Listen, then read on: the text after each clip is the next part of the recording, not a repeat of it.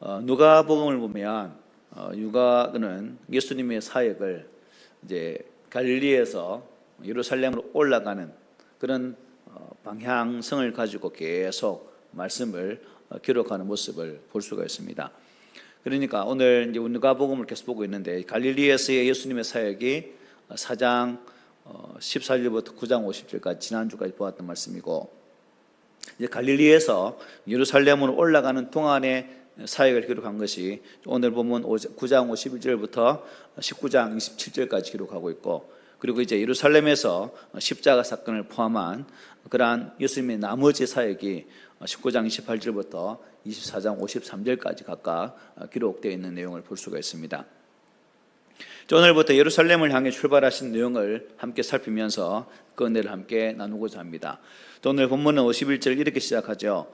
예수께서 성천하실 기약이 차감해 예루살렘을 향하여 올라가기로 굳게 결심하셨다라고 말씀합니다. 예수님은 성천하실 기약이 찬 것을 아셨습니다.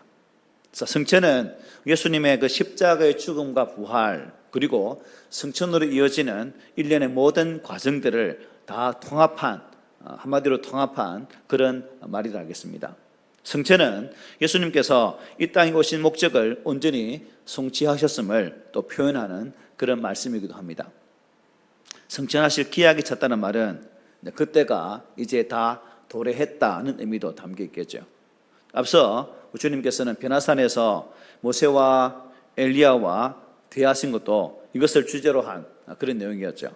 영광 중에 나타나서 장차 예수께서 예루살렘에서 별세하실 그러한 것을 말했던 내용을 우리가 지난 9장 31절을 통해서 볼 수가 있었죠.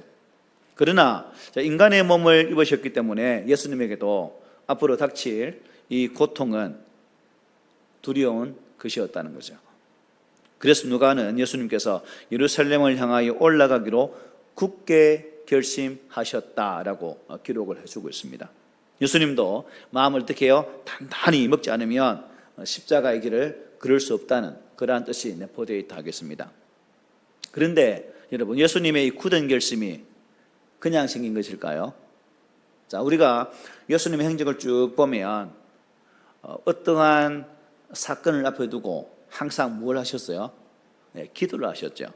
예수님은 공생의 가운데에 많은 시간을 기도하시는 일에 큰 비중을 두셨어요.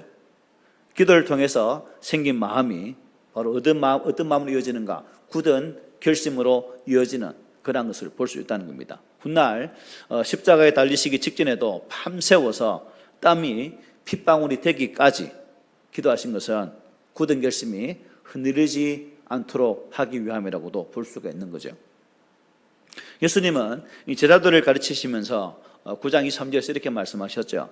아무든지 나를 따라오려거든 자기를 부인하고 날마다 제 십자가를 지고 나를 따를 것이니라고 말씀하셨어요.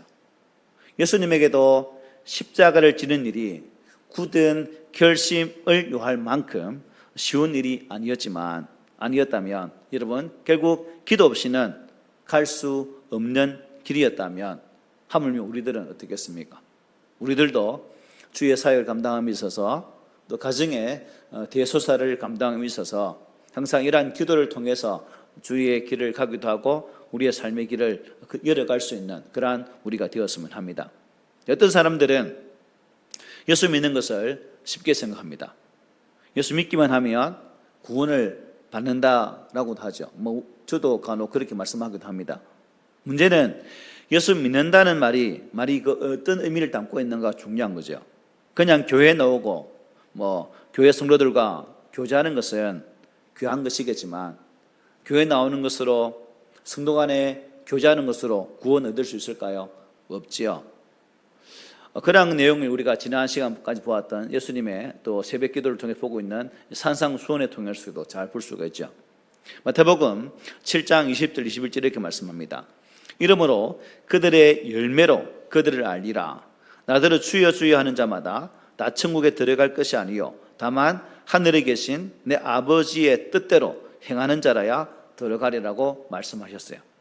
예수님의 말씀이 그 사람의 생애 속에서 체득되어지고 열매로 나타나야 진정한 예수 믿는 사람이라는 것을 증거하고 있습니다. 어떻습니까, 여러분? 여러분은 여러분의 삶의 현장에서 예수 믿는 자로서의 그 열매가 나타나고 계십니까? 그 열매가 나타나야 예수 믿는 자로서의 흔적을 가진 자들입니다. 그리고 그런 열매가 나타나야 우리 주변 사람들이 어떻게 할까요? 아, 저 사람은 참 예수 믿는 사람 맞네 라는 소리를 들을 수 있다는 거죠. 신앙생활 오래 해도 저 사람이 예수 믿는 사람인지 그냥 교회만 다니는 사람인지 분간 못하면 안 된다는 겁니다. 그래서 우리가 이러한 제자도 이러한 말씀을 실천하기 위해서 우리는 또 기도와 굳은 결심을 하지 않으면 안 된다는 것입니다. 예수님도 그렇게 하셨던 것처럼 우리도 기도하면서 나를 따르라고 말씀하시는, 자기 십자가를 지고 따르라고 하시는 그 주의 명령 앞에 항상 기도함으로 굳은 결심을 하고 또한 주의 길을 온전히 걸어갈 수 있는 그러한 신실한 성도들이 되시기를 소망합니다. 예수님께서 예루살렘을 향해 출발하시기 전에 하신 첫 번째 일이 있습니다. 52절 말씀이죠. 사자들을 앞서 보내심에 그들이 가서 예수를 위하여 준비하시려고 사마리아인의 한 마을에 들어갔다라고 말합니다. 자, 갈릴리에서 예루살렘을 올라가는 지름길은 사마리아 지방을 통과하는 겁니다. 그래서 제가 지도를 한번 그려봤거든요. 자, 예루살렘이 갈릴리가 여기입니다. 그 다음에 예루살렘이 요 밑에 있죠. 그런데 직진으로 가려면 어디 지역 갑니까? 사마리아를 통과를 해야 된다는 거죠. 사마리아를. 자, 그럼 여러분, 왜 예수님은 이 사마리아 동네에 사신을 먼저 보냈을까요? 그냥 가시면 되지. 못 하신다고 사마리아 그 지역에 사신을 보냈을까요?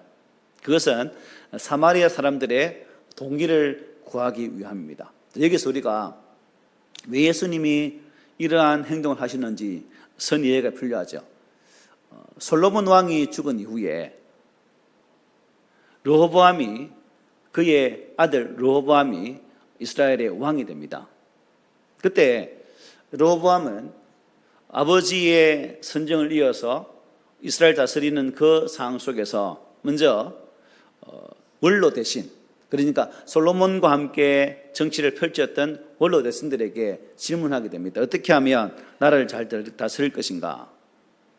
그리고 이러한 때에 북쪽, 그러니까 유다와 베냐민 지파를 제외한 위에 10개 지파의 나라, 즉 우리가 나중에 북이스라엘 말하죠. 그 10개 지파의 대표들이 와서 어떤 말을 하냐면, 너희 아버지 솔로몬이 국가 정책을 펼치면서 성전도 짓고 또한 왕궁도 짓고 하면서 우리가 너무 힘들었다.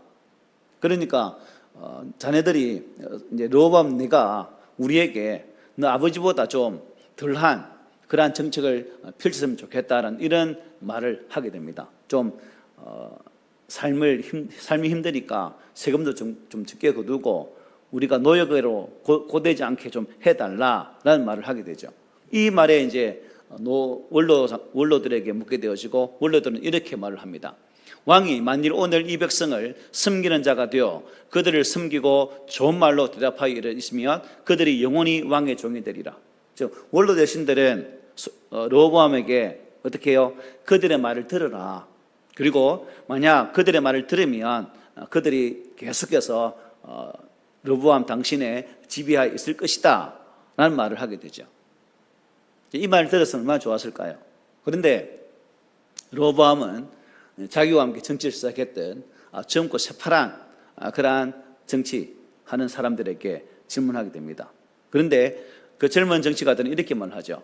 왕 대답하기를 내 새끼 손가락이 내 아버지의 허리보다 굵으니 내 아버지께서 너희에게 무거운 멍에를 매게 하였으나 이제 나는 너희의 멍에를 더욱 무겁게 할지라. 내 아버지는 채찍으로 너희를 징계하였으나 나는 정갈 채찍으로 너희를 징계하리라 하소서라고 대답을 하라고 말을 합니다.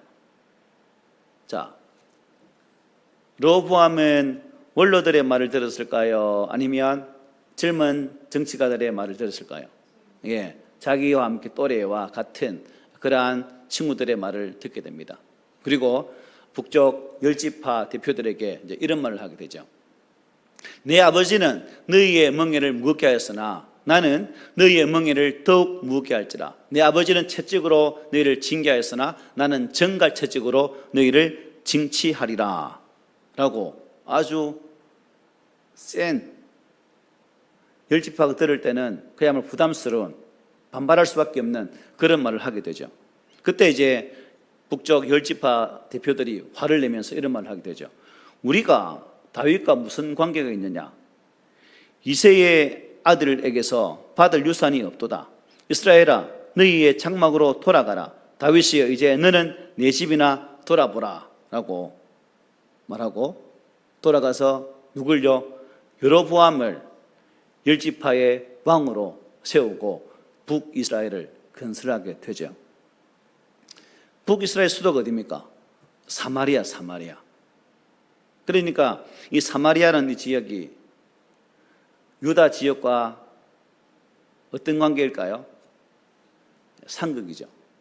그리고 이렇게 세워진 북이스라엘은 약 209년간 19명의 왕이 바뀌면서 그 나라를 이어가게 되어지고 722년 아수르에 의해서 나라가 멸망을 하게 됩니다. 그런데 이 북이스라엘의 대표적인 정책이 뭘까요? 우상숭배입니다. 그들은 하나님의 말씀을 철저히 떠났고 그리고 그 떠남 가운데 수상을 숭배하는 그런 나라가 되고 말았죠. 그리고 망한 이 북이스라엘을 아수르는 어떤 정책을 펼칠까요? 분산 정책.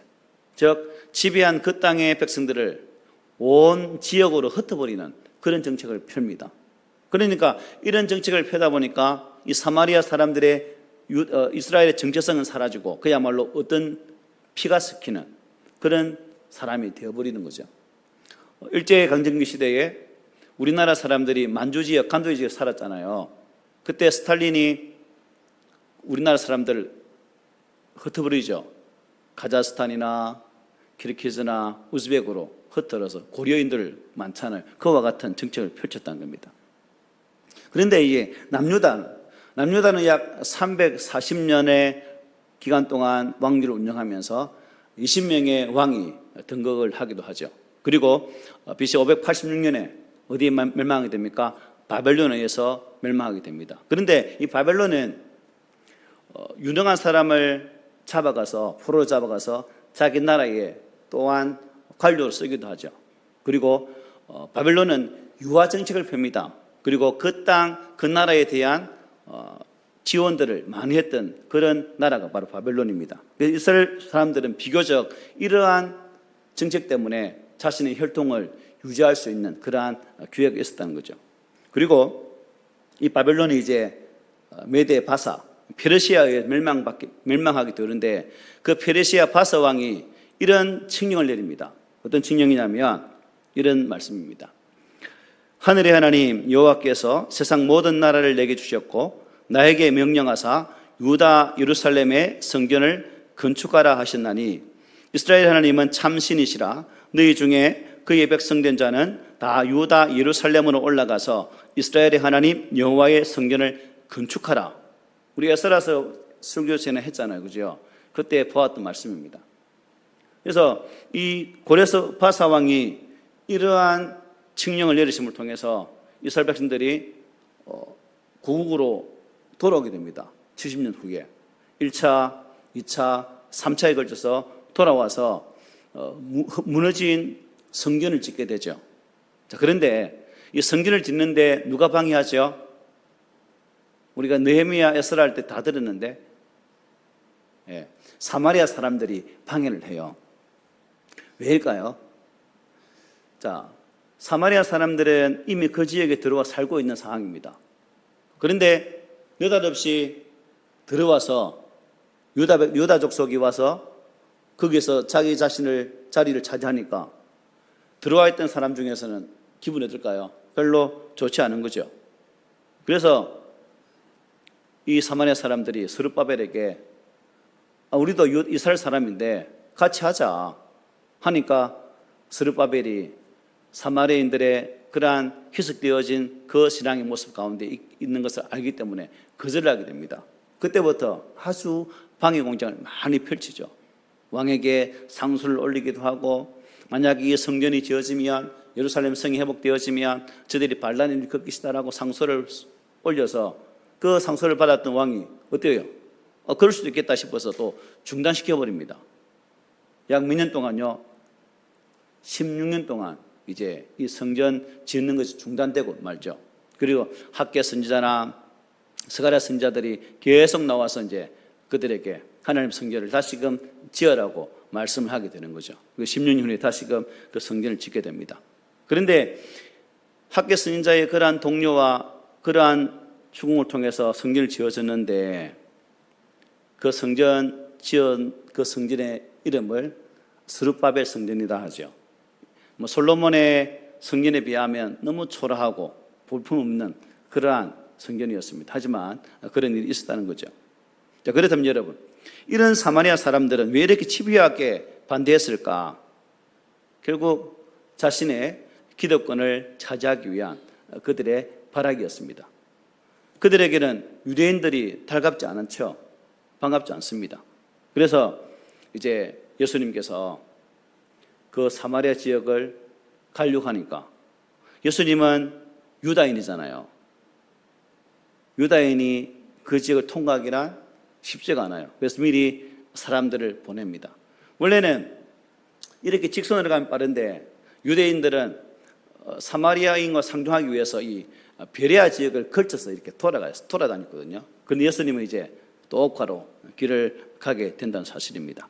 자, 그렇다면 여러분, 왜 예수님은 베레아 지역으로 순회하지 않고 똑바로 예루살렘 향해서 사마리아 지역을 거쳐서 가야 했을까? 자, 왜 그렇게 되었을까요? 왜 예수님은 사마리아 지역을 걸쳐서 예루살렘으로 가기를 원했을까? 왜 그런 것 같아요?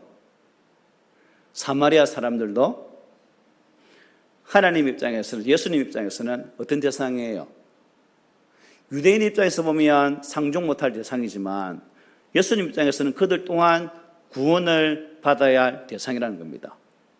그래서 예수님은 굳이 그 지역을 들어가셔서 그 지역 속에서도 복음을 전하게 되시고, 그 지역 속에도 하나님 복음의 은혜가 임하는 것을 보게 되죠. 수가성 여인을 보시잖아요. 그죠? 예수님을 만나고 나서 수가성에 뛰어들어가서 내가 진정 메시아를 만났다 외치면 그 동네에서 다 예수 믿게 만들어버리잖아요. 이런 역사를 이루시기 위한 예수님의 길이었다는 겁니다. 그런데 안타깝게도 사마리아 사람들 한번 보십시오. 사마리아 사람들은 예수님의 일행이 자기 마을로 지나가는 것을 허락합니까? 안 합니까? 허락하지를 않아요. 53절 보십시오. 예수께서 예루살렘을 향하여 가시기 때문에 그들이 받아들이지 않았다. 자, 그 길을 통과하지 못하게 했던 이유가 뭐예요? 예루살렘으로 가기 때문에. 예루살렘 가기 때문에. 그들은 예수님의 행선지가 예루살렘이었기 때문에 거절했다는 겁니다. 실제로 예수님은 지금 무엇을 지키기 위해 예루살렘 가는 거예요? 유월절 기간에 당도해야 되거든요. 유월절을 지키기 위해 가는 거예요. 유월절을 신약 성경에서는 뭐라 부릅니까? 유대인의 명절이라고 부르죠. 사마리아 입장에서는, 사람들 입장에서는 별로 기분 안 좋은 게 아니죠. 그래서 거절합니다. 그런데 만약 여러분, 예수님의 행선지가 예루살렘이 아니었다면 이 사마리아 사람들의 어떻게 반응했을까요? 아마 허락했을 수도 있겠다라는 그러한 생각을 가져볼 수 있죠. 이 대목은 우리가 생각할 게 참 많습니다. 예루살렘 성전에 대한 뿌리 깊은 열등감과 유대인들에 대한 반감, 그리고 여러 편견들로 인해서 예수님이 전하시는 하나님의 나라의 복음을 들을 기회를 놓칠 수도 있었다는 거예요. 어찌 보면 내가 가진 편견이, 내가 가진 가치관이 참된 복음을 거부할 수도 있다는 겁니다. 여러분들이 살아오면서 가지고 있던 그 생각들이, 잘못된 판단들이 참 복음을 거부할 수도 있다는 겁니다. 그러므로 우리가 신앙을 생활하면서 이러한 내용을 보면서 역사적인 감정이나 정치적인 감정이나 지역 감정이나 이 많은 것들이 바른 것을 보지 못하는 그런 결과도 있을 수 있다는 거죠. 그러므로 복음 앞에서는 이러한 편견을 어떻게 해야 될까요? 철저하게 깨트리는 자세가 필요하죠. 나만이 가지고 있는 편견, 선입관, 이것은 우리가 철저히 깨트려야 참 예수를 만날 수 있는 것이고 바른 복음 앞에 온전히 설 수 있는 그러한 사람이 될 수 있다는 사실입니다. 그래서 복음이, 이 그리스도의 사랑이 이 세상의 모든 편견과 감정의 벽을 무너뜨릴 수 있도록 언제든 우리는 더 기도해야 될 것이고, 그러므로 나라의 지역 감정이나 또한 여러 가지의 감정들이 무너져서 정말 하나 되는 그 길에 쓰임받는 우리 모두가 되어야 될 줄 믿습니다. 자, 이 소식을 들은, 거부한다는 소식을 들은 제자 야고보와 요한, 지난주도 잠시 살폈잖아요. 성질이 좀 머쓱한 사람. 54절 56절에서 이렇게 말합니다. 제자 야고보와 요한이 이를 보고 이르되 주여 우리가 불을 명하여 하늘로부터 내려 저들을 멸하라 하기를 원하시나이까? 예수께서 돌아보시며 꾸짖으시고 함께 다른 마을로 가셨다라고 말합니다. 지난 시간에 요한에 대한 말씀을 잠깐 보았는데 이 두 사람 직업이 뭐였죠? 직업이 어부였어요. 어부. 그래서 예수님은 이 두 사람에게 별명을 주었죠. 별명이 생각납니까? 보아느게 우레의 아들이란, 성질 더러운 아들, 뭐 이런 뜻이겠죠. 그런 별명을 주었습니다. 그래서 오늘 본문에 보니까 주여 우리가 불을 명하여 하늘로부터 내려 저들을 멸하라 하기를 원하시나이까? 아주 흥분된 말로 이렇게 예수께 말하게 되죠. 어떤 사본에 보니까 이렇게 되어 있습니다. 우리가 불을 명하여라는 앞부분에 엘리야가 한 것 같이 라는 말도 포함되어 있습니다. 열왕기하 1장에 보면 엘리야가 이 하늘에서 내려온 불로 아시아 왕의 부하들을 완전히 퇴치해버리는 장면이 있거든요. 그 장면을 말씀하는 것 같아요. 그러나 예수님은 오히려 그들을 꾸짖게 됩니다. 거절당하는 것은 누구에게나 뭐예요? 기분 나쁜 일이죠. 안갚음을 해주고 싶은 그런 마음도 있는 부분입니다. 왜 주님이라고 여러분 그런 마음 없겠어요? 그러나 예수님께서는 그러한 사람의 사소한 감정에 휘둘려지지 않았다는 겁니다. 오직 당신이 가야 할 사명에 초점을 맞추고 꿋꿋이 그 길을 걸어가셨다는 사실이죠. 오늘 신앙생활하는 우리들에게 어떻게 이러한 인간관계를 맺어야하는지를 잘 보여주고 있습니다. 항상 섭섭한 마음은 들기 마련이죠. 일을 하다 보면 상대방의 말 한마디로 인해서 또 우리가 상처를 받기도 합니다. 또 나는 아무 생각 없이 던진 농담 한마디가 들은 사람은 어떻게 해요? 밤새도록 그 말의 의미를 곱씹느라고 한잠도 못 잘 경우도 많을 겁니다. 그런데 감정에 휘둘리면 어떻게 될까요? 내가 가야 할 방향성, 즉 우리에게 주어진 그 사명의 방향을 잃어버릴 수도 있다는 겁니다. 우리는 주님의 제자로서 복음을 전해야 하는 사명자들입니다. 바울은 로마서를 통해 보았죠. 악에게 지지 말고 무엇으로 악을 이기라? 선으로 악을 이기라고 말씀하지 않았습니까? 사명을 감당하기 위해서는 바로 그렇게 해야 된다는 거죠. 여러분, 예수님은 오직 소명을 하신 분입니다. 하늘 모자 버리시고 육신을 입고 이 땅에 가장 낮은 자리에 오신 것도 무엇 때문일까요? 당신의 소명 때문에 인간의 몸을 이 땅에 오셨다는 겁니다. 또 십자가를 지시기 위해서 예루살렘으로 가시려는 그 굳은 결심을 하신 것 또한 무엇 때문일까요? 당신의 소명 때문입니다. 예수님의 길을 허락하지 않은 사마리아 사람들의 반응에 분노하지 않고 인내하신 것도 바로 이 소명 때문이라고 볼 수 있는 거죠.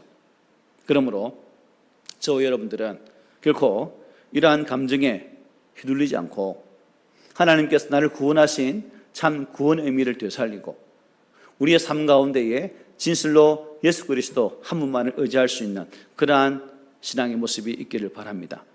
우리도 예수의 제자로 이 시대에 복음을 전해야 할 그러한 소명을 받은 자죠. 우리가 복음을 전하는 과정에서 여러분 많은 어려움을 당할 수도 있습니다.